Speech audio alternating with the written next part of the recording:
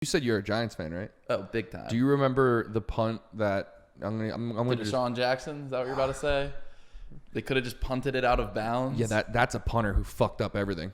Yeah. That's a punter who literally fucked. You know what was funny is that I was out. I know exactly where I was that play.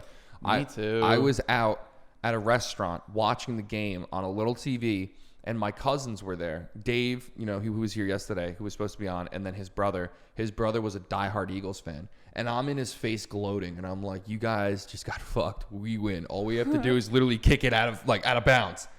And the motherfucker hit it, and that man rubbed it in my face. He drops the punt. Oh my god! We think the win's right there already. It was. There's no way you watch that play from the beginning and say he's gonna take this to the house. Coughlin probably never said a word to that punter again. Coughlin probably beat him. Like he probably like a 1960s child. He took out the leather belt and just whooped his ass. And the punter probably was just like ready for it. He probably wasn't even. He was like, yeah. He was just in the back. He was just in the back, pants down, like ready to get ass whooped. Did Weatherford? Was that? No, that wasn't Weatherford. It wasn't. I was about to say because Weatherford was a unit. Weatherford was. Yeah. That was one of the most yoked up kickers or punters for no in reason. Football. He just wanted to be yoked. There's no reason for a punter to be that jacked. He just wanted to do it. You know who I really like? I like our kicker now, Gano. Oh yeah, I love Gano. I think he's a beast. I mean, he definitely missed a little bit last year. Like he missed a few kicks. Well, he was insane. I think he had like a 92%. Yeah. He had a streak going, but he missed I think 2. And I was so sad because I was bragging about how good he is. He's still obviously one of the best in the league, I think.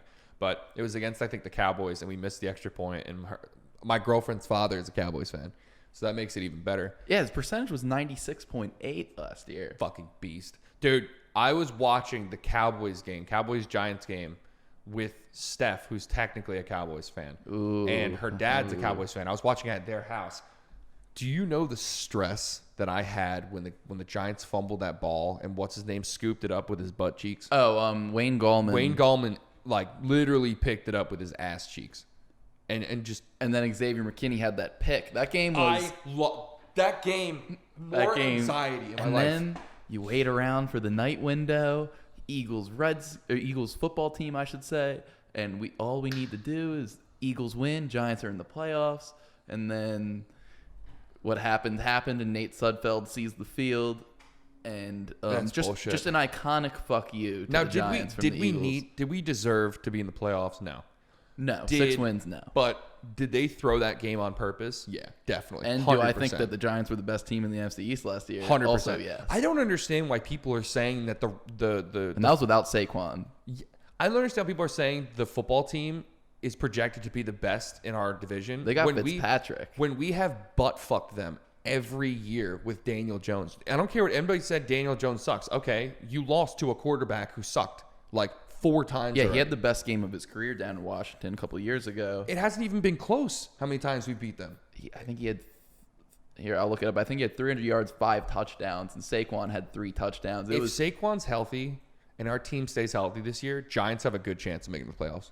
Easily. Oh, I mean, they went for it this year in free agency. They got Adoree Jackson. They got Kenny Galladay. They re-signed Leonard Williams. They're going for it. If they don't make the playoffs this year, a lot of people are going to be fired. Well, this is the thing. If we don't make it to the playoffs this year, what I say is we try our best to find a veteran quarterback, keep him on, and then when the time comes, when Arch Manning starts to get up in the draft, we pick up the next Manning stud. I have all the stock. If you're selling your Danny Dimes stock, I'm buying it. I'm buying it. Oh, I'm not selling it at all. Yeah. No, I got you. I've got the Daniel Jones jersey.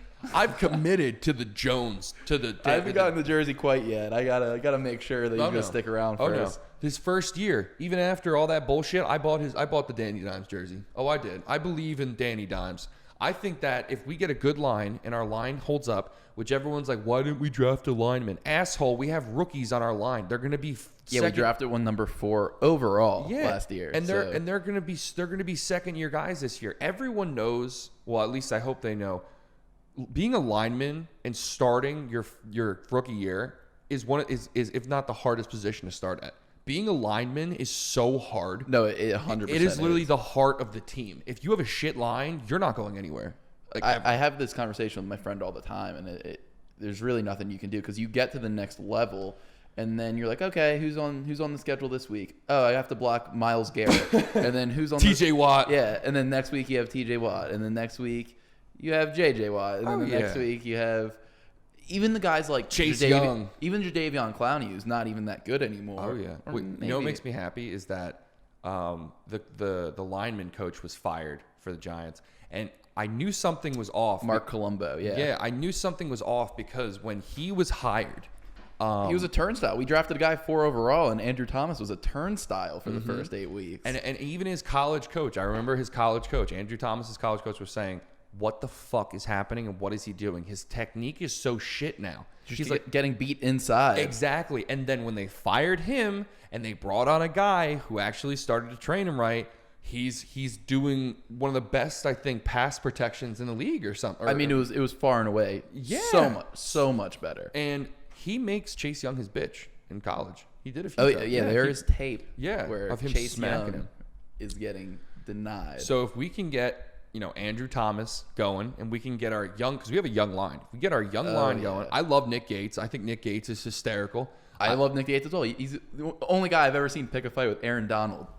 He gives no fucks. That is my favorite thing. I love when linemen. I couldn't even make eye contact with Aaron Donald. I would cry. He just was ready to fight him, and I think Nick Gates would win because he's crazy. I feel like Aaron Darnold isn't crazy. I feel like he's just a super athletic guy. Nick Gates would fight a bear if you told him to. And he'd probably think he'd win. Yeah, if the bear hit Danny Dimes on the shoulder, he's ready to throw his life on the line. He's ready to die for his lineman or his team, and I love it. I love it so much. And I like Parrott too. Yeah, 6'7". He's this crazy, man is bro. It's more than a refrigerator. He's like a fridge with a mini fridge on top. Do me a favor, look up how tall the tallest lineman is on the 49ers. There is a lineman on that team who is massive. He's literally, I think, the tallest player in the NFL. I think so, right now. The guy makes no sense how big he is. And that's what's another thing that's Mike McGlinchey. How big is he? How tall? 6'8". How much weight? Let me take a look. 310. And that's probably good weight for somebody who's 6'8". He's probably semi-jacked. No, yeah. Matt Parrott, very similar height, and I assume a similar weight. He looks good too. He just looks like he's built like a normal person. Have you seen the transformation? Talk about transformations weight-wise. You see the transformation of what Daniel Jones looks like this year? Oh, yeah. If you look at him... Now we're talking. He looks like a beast. I don't know if it was the lighting, but you look at his arms and his legs now compared to... Preach. Compared to last year, dude, this guy, I feel like Daniel Jones is ready to fight. He knows that this is his year. People are laughing at him. Oh, yeah. He fell down in that Eagles game. But what they fail to realize is he fell 80 yards down the field. He was rushing 80 yards down the field. This man is a gazelle. Oh, yeah. Well, Pat Mahomes even made a comment. He said, I'd probably trip too. Yeah, Pat Mahomes can't run that fast. I guarantee it. Well, the Giants had the fastest quarterback in the NFL. He had 3 or 4 20-mile-per-hour plays last year. No. That's as fast as Kyler Murray. That's as fast as Lamar Jackson. No, faster. They have it on record. He ran in that 80-yard run. He ran. It was I don't know if it was 22.7, but Lamar ran 22.4. The argument against that is that they know Lamar is going to run, and he's twitchy, and he's making I don't give a fuck. That was a straight shot for Danny Dimes. Don't give a shit. They should be running this man 6 times a game. If anybody talks to me about it, I say we have the fastest quarterback in the NFL. Just want to let you guys know that. Well, Daniel Jones is the fastest. People have to respect it. It has to be respected. And then he had a sick run against the Eagles. Oh yeah, then he had the failed run, and then they played him 3 weeks later. Yeah. He ran 140 yards in. They could have an insane triple option with Saquon Barkley, Daniel Jones, and this kid Kadarius Toney. And you know what's fucked up is that Galladay.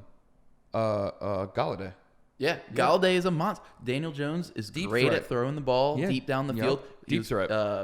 PFF's #1 deep ball thrower last year was Daniel Jones, and now they have Kenny Galladay, a guy that rips down these 50-50 balls. This offense, the only thing that scares me is we got the clapper calling plays. I'm afraid of Jason Garrett, but if he gets his head on straight and he has guys like Also, Freddie Kitchens just pitching in some ideas. This offense on paper is very good. Without regarding the offensive line, which we've touched on a little bit, the offense is stacked. I hate to say it, but the Clapper actually has had, dude. The past 5 years, he had like top 5 defenses or offenses every year. Oh yeah. There's hope there. Offense. There's hope there. Yeah, and he all of Zeke's best seasons were under Jason Garrett, so that should make us feel great about Saquon Barkley under Jason Garrett. And it sucks to know that even if the Giants win the Super Bowl, Daniel Jones will still be known as a shit quarterback. No matter what. People will always hate him. No matter what. It's an Eli Manning situation. Eli could win the Super Bowl 4 times, and they'll say he won't. He's not a Hall of Famer. Which is why people always are like, when they drafted Saquon, they were like, oh, they should have drafted a quarterback there. But you got to have the right guy with the New York market and the media. Yeah, of course. You got to have a guy that's not going to give you any sound bites. You can't have Baker Mayfield in New York. No. Baker Mayfield in New York would get shredded, and then he would start going insane because the media's against him, and they're against him because he's crazy. It would be he gets shredded by Ohio coverage. He gets shredded by Cleveland's coverage. So I don't want to hear that anybody could play in New York. Not everybody can play in New York. There has to be, and people say like Phil Simms too. Phil Simms was exactly like Eli as well. Yep, and that's what you have to be in New York. And I don't care what anybody says about why they should have picked Haskins or why they should have picked another quarterback. We were right there. Listen. You need somebody like an Eli or a Phil Simms who is so calm under pressure, because if you can't handle the limelight, you are fucked in New York City, because the Jets are not New York's team. Everybody knows when you say you're from New York, what's your favorite, or New York City? Because obviously if you say New York, everyone's going to be, oh, the Buffalo Bills. Buffalo Bills aren't New York. They're New York State, not New York City. Yeah, fake ass. New York City New York team is the Giants. It's not the Jets Stadium. It's Giants Stadium. It's Giants Town, it's Knicks Town, it's Yankees Town. Dude, you have those sad Mets, Nets, Jets. That all rhymes. We rent out, or the Jets rent out the stadium from the Giants. They pay them every week. They're like, all right, here, can we borrow this real quick? Yeah, that's what it is for. Yeah, it's just little brother talk. It is, dude. When have you ever heard the Jets in the mix? Every year, it's their year. Every year. It's kind of like the Cowboys. They went to those consecutive championship games in 2009 and 10 with Mark Sanchez and Rex Ryan. Think about that. Mark Sanchez was their best quarterback in years. Think about that one. Easily their best quarterback since the year 2000. Easily. Who the fuck, Mark Sanchez, the man known as Butt Fumble. You know he lived in my town for a little while. Ooh. He lived in Bedminster, yeah. They should put it on a sign. Home of the butt fumble. Home of the butt fumbler. Dude, that poor man. He could have taken them to the Super Bowl. And yeah, at least Daniel Jones doesn't have a moment like that. Yeah, all he did was trip on his own feet. He didn't have. Because he was running like a beautiful gazelle in the outback, and it annoys the shit out of me that people are. He's a turnover machine. Watch the fucking tape and see how many times he turned over the ball because somebody dropped it or somebody tipped it when it was in their fucking hands. Easy E over there. Yeah, I don't want to say anything, but I mean, Evan Ingram, I have faith in you. I do. I have faith that you're going to do great things because you're a good, talented player, but you kind of fucked Daniel Jones' stats last year. You did. Big time. And he gave us an L against the Eagles the first time. That should have been a win if he just catches it. It's right in your breadbasket, my guy. We would have beaten the Buccaneers if he didn't drop a few passes. The Buccaneers game, the Giants flubbed so much. That's why I feel very good going into 2021 because so many games last year were right there in the balance. Yep. They were right there. We just needed a second corner that could actually, because they were just attacking the guy that wasn't Bradbury last year. They were just throwing it right to Darnay Holmes. And, Jabril? Yeah. Jabril, yeah, he gave up the touchdown in that game against Boston Scott. Yep.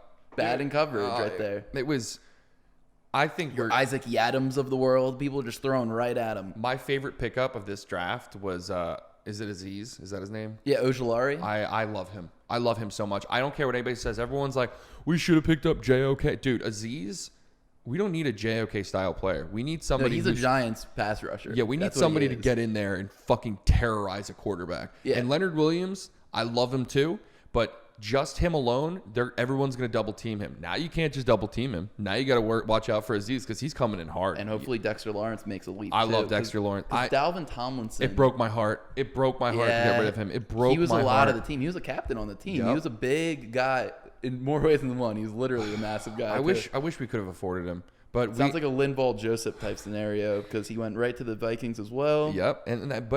But we couldn't afford him, and if we did keep him, we wouldn't have gotten Galladay, we wouldn't have gotten Adoree Jackson because we couldn't afford it, and it sucks. But we got to trim up somehow. And you know who I missed that we got rid of? Snacks. I missed Snacks. He loved being a Giant. He did. When he left the Giants, he was still rooting for the Giants. I hope he retires a Giant. Like when I don't even know. Is he retired? I don't think so. I thought he. I think he was on the Packers last year. Yeah. So hopefully when he does retire, he comes back to the Giants and just retires Giant. That man was awesome. Yeah, he was a great free agency signing. God, I love football conversations. They get me so excited. I get so excited for the season because it's not too far away.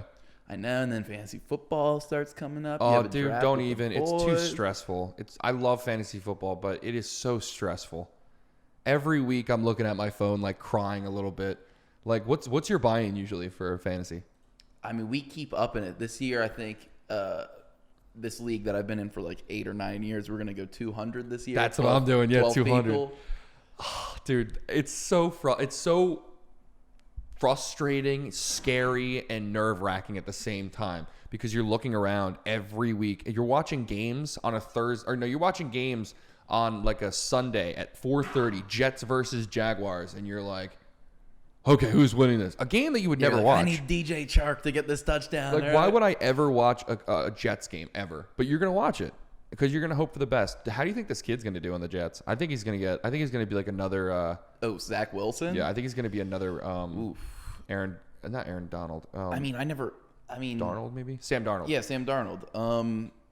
I could easily see that happening. I don't know why people did not run the pick in for Justin Fields. The Bears eventually did it, but Justin Fields, months before the draft, threw, what was it, literally 7 touchdowns in the national championship game? Like, oh yeah. He was a beast, bro. And I get it that Dwayne Haskins, just in that same team a couple years before, like he threw 50 touchdowns, won the Heisman, and then got drafted and was terrible. But Justin Fields, like the Bears, I think finally another tortured franchise. I think they got their guy too. No, the Bears are gonna go 0-17 because we have their pick. Could you imagine if I've talked to this about my cousin, the cousin I was talking about, who's an Eagles fan, left being an Eagles fan because he's a hardcore animal lover. Well, he was a hardcore animal lover, so he left being an Eagles fan because of the Michael Vick situation. When Michael Vick went there, he was like, "Fuck this organization, I don't deal with it." So he's actually a Chargers fan, and he's not a bandwagoner because he's been a Chargers fan probably since he was like maybe like 10 years old. Yeah, so we're talking pre-Herbert. Yeah, as long as it's pre-Herbert. Oh, definitely, it was definitely pre-Herbert. He's I think 19 now, so he's been 9 years deep with the Chargers, but. The Chargers, I feel bad for them because they finally have a great quarterback. They have a decent team, but you're in the same fucking division as the Chiefs. Yeah. Like, what do you do? There is nothing you can do. And the Chiefs just upped their line. And the Broncos and the Raiders, say what you will about them, but they're never terrible teams. No. They'll play you tough. The Raiders always play the Chiefs tough. Those games are always one score. Yep.